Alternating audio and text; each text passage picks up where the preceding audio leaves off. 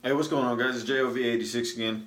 I wanted to show you all the update on my 17C. The last video I did, I just got the 17. Minor little updates to it or upgrades to it. I think I had a grip and a trigger at the time, and that was pretty much it. And I was waiting for all the parts to come in. All the parts have come in. It's complete. The only thing I don't have on it that I may end up adding on it later is a light. I haven't decided on what light I want to go with. I'm thinking about the Enforce. I believe it's the APL or the APL-C. But I don't really need a light on it, so I haven't 100% made up my mind on whether or not I'm going to put a light on there. So, with that being said, I want to show you all this 17C. First thing I'm going to do, we are empty. There's nothing in there right now. No magazine inserted. So we're clear. So as you can tell, it looks significantly different than the last video that we did. So I'm going to go over some of the things, and I may have already gone over them in the last video, kind of introducing this pistol. This is my first full-size pistol like this, and at first I wasn't a huge fan, but I got to tell you, I love this thing. So like I said, it is a 17C. It's a Gen 4. Before I did have the Talon grip on there, the rubberized version. Still love that. The CMC trigger, and actually CMC just came out with this trigger in red, so they are going to come out with different color variations that should be coming out really soon. And I saw the prototype for the 42 and 43. And I mean, it looks just as nice as this one, just as smooth, just as crisp. So that should be coming out in the next coming months. So just look out for that if you guys, want a trigger for your 42 or 43. Since the last video, I did get that magwell in. This is from the Glock store. It's just a polymer magwell. I don't have the part number, but you go on Glock store, you can look that up. It was somewhere around $30, $40, very cheap, still very effective. Like I said, CMC trigger on the inside. I have the Zev Technologies connector on there for that trigger. Something very obvious, I obviously have my red dot on there, and that's the Vortex Viper.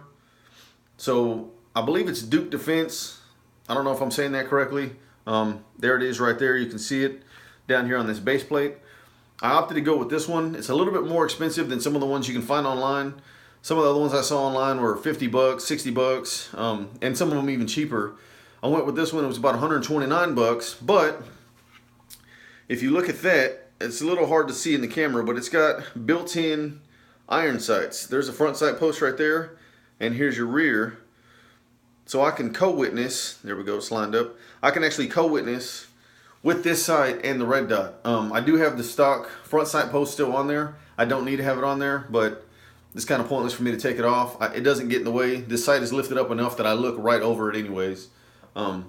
But I definitely love that. Like I said before, it is a 17C, so it is already compensated. However, went out and shot this thing. Even though it's compensated, it makes slight differences. I didn't think it made enough of a difference because I do want to do competition shooting with this.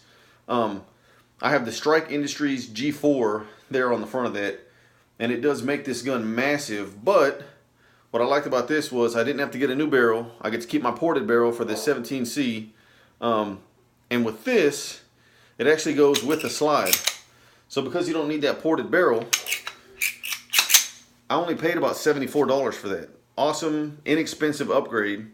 Does make the gun a lot bigger, but all the compensation I have up here on the top, plus the added weight in the front, when I shoot this gun, instead of actually kicking up, it pretty much just pushes back. So I definitely love that. Another thing I added, this is just aesthetically, I got a little Grim Reaper right there on the back on my slide plate. I just thought that kind of looked cool, wanted something a little bit different. And the other thing was the Zev Technologies. It's the Gen 4 mag release. I think I had that last time if I'm not mistaken, but either way, I have that on there. What I did get in was I ordered these. They're through Cane Arms mag extensions. And this is the gun, completed. I'm not going to lie, I wasn't a huge fan of this. This is a 3D printed polymer. I thought that was kind of cool, something kind of different. It's got this little set screw to put in back here in the back once you've got that base plate on your magazine. That little thing is a pain in the butt to put in there. I dropped it a few times trying to get in, trying to get it lined up. Now once it's in there, it's a tight fit and it's not going anywhere, but a little more inconvenient than some of the other ones. In my Terran Tacticals, you just push a little pin up, everything like that. A lot easier to put on.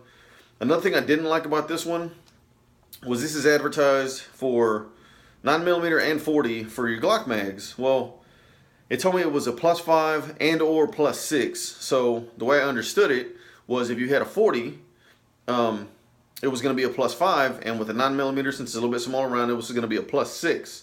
Well, they're $17. Couldn't pass up the deal. It just seemed like an awesome product. I started reading a bunch of good reviews on it, a bunch of nice things. Well, I got them, put the magazine all together, put it in, and it's a +3. Wasn't too excited about that. Like I said, I was really expecting that +6. Obviously, the more rounds, the better. This is already a 17-round mag, so that +6 definitely would have benefited me, especially for competition shootings. Less reloading, you know what I mean?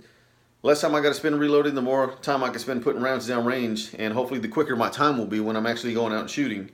So like I said, I wasn't a big fan. I am going to end up taking these off. These are going to go on to my 27, which may end up being a +1, maybe +2 if I'm lucky, considering this is only a +3 for a 9mm. But these are going to go over to my 27, and I have some Terran Tactical base plates in the mail. So hopefully those will be here soon, and we'll switch over to that. And I'll actually have more magazine capacity and a product that I'm a little more familiar with if I'm going to actually be going out and doing a competition style shooting. So, like I said, wasn't a huge fan. I called Cane Arms and I talked to them about it. And the first thing they told me was, well, is it a new gun? Is it a new magazine? And I said, yeah, it is. Well, they were like, well, maybe the magazine still has a lot of tension. And I get that. I understand that a newer magazine is going to have a lot more tension. But the reality of the situation is I'm a grown man and I'm stronger than this, spring. I don't care if it's a new spring, old spring. I am stronger. I can push that magazine or that round down into that spring to where if this was a +6, I definitely would be able to push more than 3 rounds through this. So I wasn't a big fan of that. It is what it is. They were only $17, so I really can't complain too much, but, it is what it is, I guess. The other thing I liked, like I said, we're still clear. The other thing I liked about this compensator up on the front, and I didn't realize this till afterwards. Obviously, you have to be careful where you do this before I get into it, but what I liked is I'm obviously going to be doing competition shooting. Well, if I'm doing one-hand drills, stuff like that, if I were to get injured, my hands cut up, bruised, whatever the case is, I need to use, do one-hand manipulations. I wouldn't do this against my skin. I'm just going to show you as an example for the video. But up against a hard surface, whether it's on the ground, on a table, on a wall, anything I have around me, I can just push the pistol up against that hard surface, and it pushes it enough. You can see right there, it opens up everything, pushes it so far that I can rechamber around without ever having to come over the slide, trying to come under the slide, hitting that, my red dot, wrecking this on my pants or my belt, and risking hitting this glass here. Having that front side post in the front does help out if I do need to rack it up against my belt. But at the same time, if I don't even need to, I can push this compensator up against something. I'm back in the fight. I'm ready to roll. Or in this situation, I'm back in the competition, ready to hit some more targets. So that's my 17C. Like I said, overall, I definitely love the way this thing turned out. It's my first full-size Glock like that I was able to customize start to finish. And like I said, I'm definitely in love with this gun. It's big, it's heavy, but it ain't going anywhere. When I start shooting this thing, you feel the power behind it. It's just an awesome gun. And I especially like the fact, like I said, it's 9mm. All my other guns are usually in 40, with the exception of like my 43. So there's that. If you guys have any questions, comment down below. I'm more than happy to answer your questions.